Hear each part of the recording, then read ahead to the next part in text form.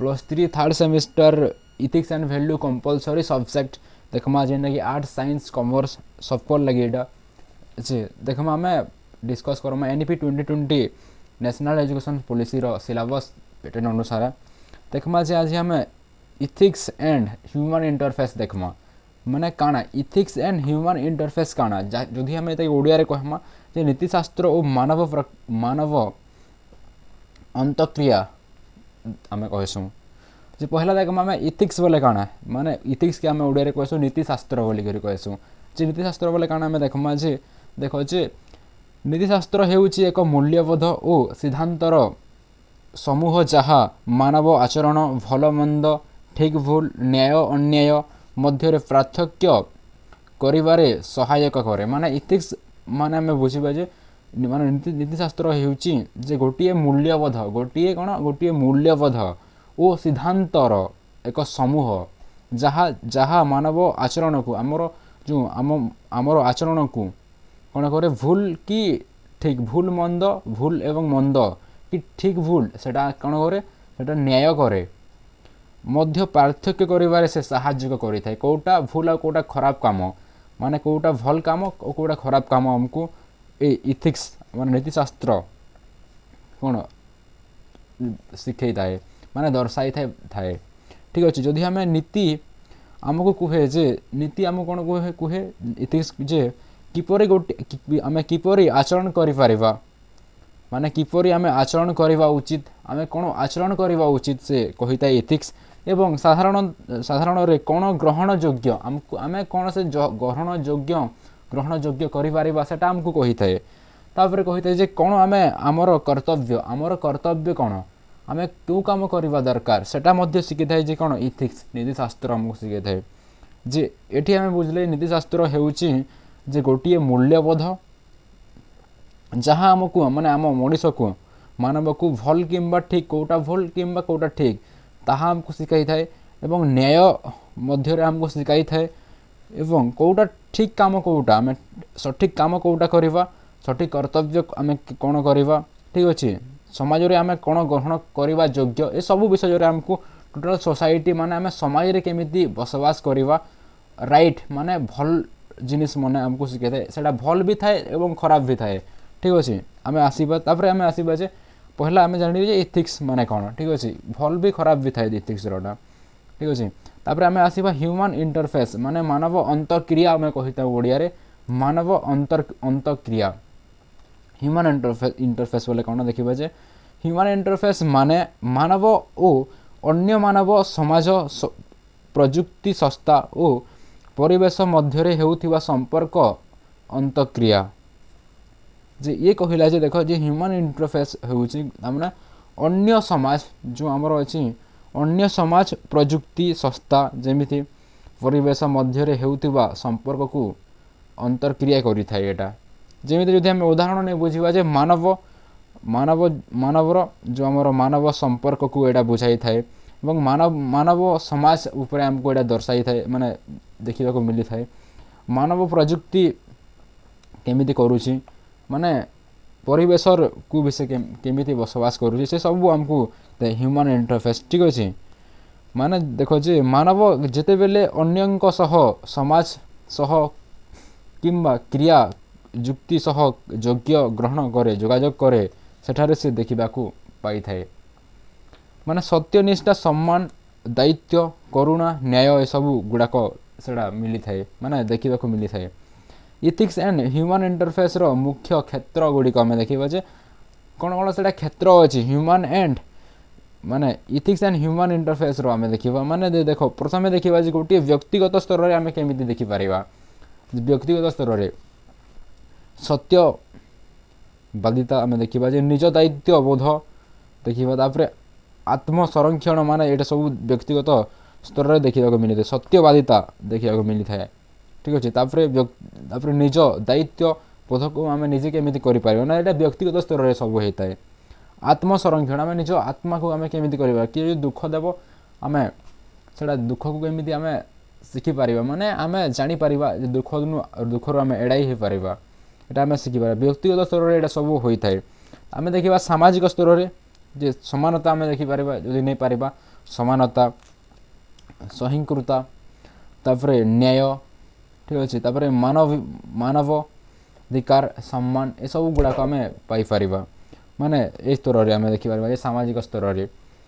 तापर देखा जे पेशागत स्तर में जो आम पेशागत स्तर में देखा जे कार्यस्थल नीति जो आम कार्यस्थल नीति आम देखा मैंने सत्यनिष्ठा आम देखिपर दुर्नीति विरोध आम दुर्नीति केमी हो विरोध देखिए सामाजिक दायित्व ये सब देखा पेशागत स्तर में तापर आम देखा जे गोटे प्रजुक्ति सह मानव संपर्क जे से प्रजुक्ति सह केमिति मानव संपर्क करुँच प्रजुक्ति जमीती कि डाटा हाँ डाटा गोपनीयत माने करुँच माने एआई बोली गोटे जो अच्छी आर्टिफिशियल इंटेलिजेंस ओ टेक्नोलोजी रो नीति मूल्य व्यवहार से करवा जानिलानी ए टाइम रे एआई आर्टिफिशियल इंटेलिजेंस ठीक अच्छे तापर साइबर नीति साइबर नीति उपर जमी हूँ साइबर क्राइम फ्राइम सब गुड़ाक हूँ साइबर नीति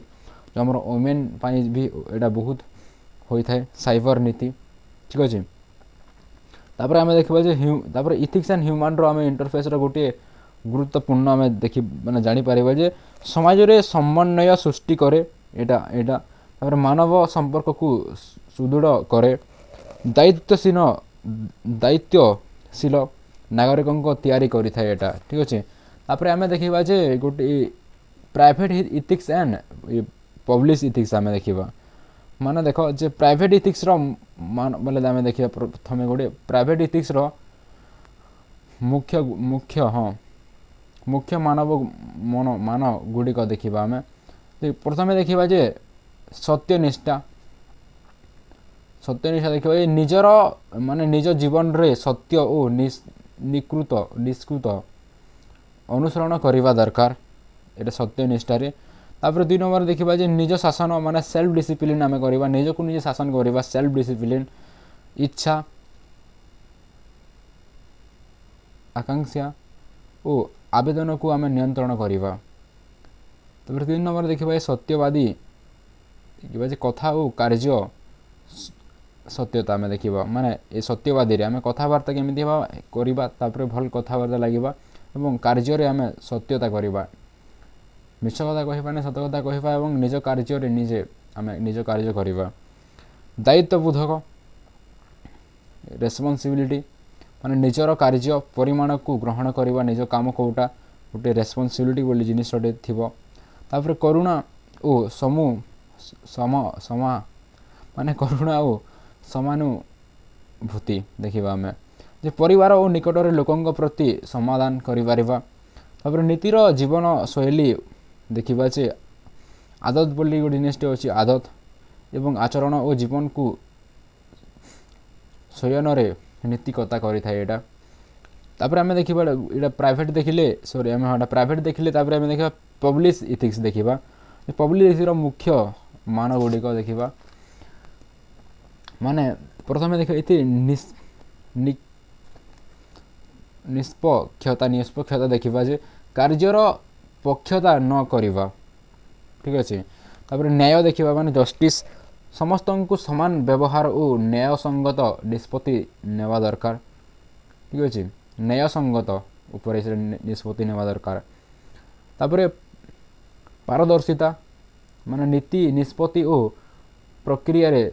षष्ठता आम करिपारिबा तापर जननिक सेवा भावना माने पब्लिक सर्विस पीरियड आम देखा यहाँ तार निजर लाभ ठारू सर्वजननी हेतु आम प्राथमिकता करवा तार जीवन हाँ तापर दुर्नीति विरोध में आम देखा दुर्नीति विरोध में